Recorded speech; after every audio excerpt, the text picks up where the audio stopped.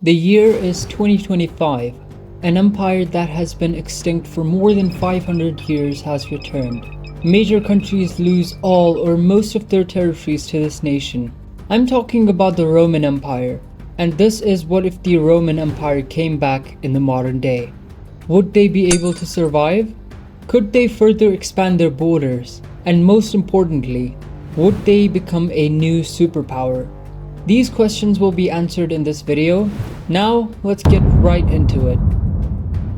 The Roman Empire fell back in 1453 when Sultan Mehmed II conquered the capital of the Eastern Roman Empire.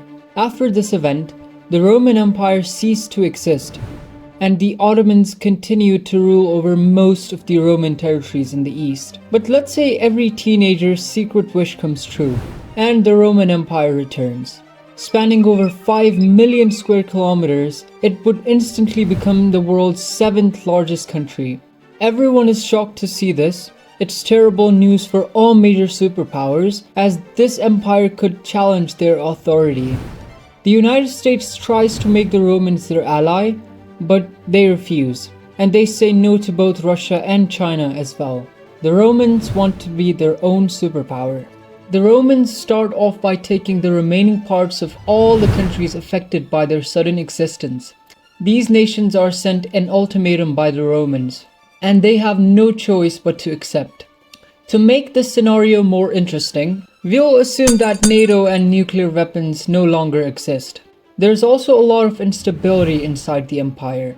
Turks and Greeks, Israelis and Palestinians, all the Balkans are fighting right now. But that doesn't stop the Romans from pursuing their eternal dream of expansion.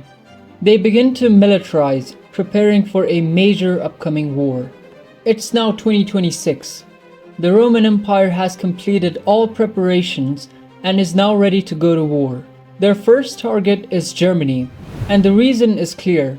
The Germanic tribes were responsible for the fall of the Western Roman Empire. This is revenge for Rome. They declare war on Germany and launch their invasion. The Romans pushed deep into German territory, which had already lost land to the empire when it first reappeared. Germany calls the US for help, but the US doesn't want to get directly involved. Germany is left at the mercy of the Romans now. They do all the atrocious things that the Germans once did centuries ago, and finally, the Romans take Berlin.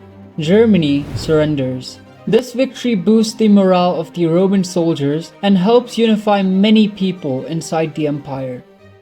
Seeing Germany's surrender, the Scandinavian nations decide to unite, so that in case of an invasion threat from the Romans, they can fight together. Unfortunately, even their joint efforts are no match for the Roman military strength. To punish this sudden unification, the Romans declare war on the Scandinavian Union. The Swedish and Norwegian forces move towards Denmark, expecting it to be the first target.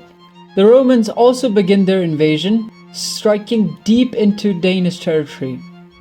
The US and Russia condemn this second invasion, but still don't intervene. With the arrival of the Swedish and Norwegian troops, the Romans are slowed down, but just for now. During this time, an uprising begins in Iberia, distracting the Roman armies and giving the Scandinavians some breathing room. But after defeating the rebel groups, the Romans return to the front lines in Denmark, now with even more experience and strength. They take over Denmark in a short time. A few months pass, and the Romans begin their invasion of Sweden. With the situation worsening, the Scandinavian Union agrees to a surrender. Denmark is completely annexed, parts of Sweden are taken, and Norway becomes a puppet state of the Roman Empire. This second victory sends shockwaves throughout Europe. Everyone begins conscripting young men into their militaries and importing large quantities of weapons from the US. During this time, the Romans grow close to China, which alarms both Russia and the US. But the US doesn't sit idle. They secretly fund separatist groups inside the Roman Empire to create instability. Because of this, Rome becomes preoccupied with the internal problems and its expansion halts for now. Roman spies then discover that Russia is actually planning a massive invasion of the empire, with US involvement. The Romans begin to militarize again, recruiting troops, importing weapons from China, and suppressing rebellions in preparation for the coming war. The year is now 2028. After years of secret preparations, Russia finally launches a massive offensive into Eastern Europe, targeting Roman-controlled territories in the Balkans and the Black Sea. Thousands of tanks roll through the plains of Ukraine and Romania. Russian jets dominate the skies in the early days of the war, while the Roman legions, still modernizing, struggle to hold their ground. The first weeks are disastrous for Rome. They lose parts of Romania and Bulgaria, but just when it seems that the Russians will reach Greece, the Romans launch Operation Eagle's Wrath, a massive counterattack from the south.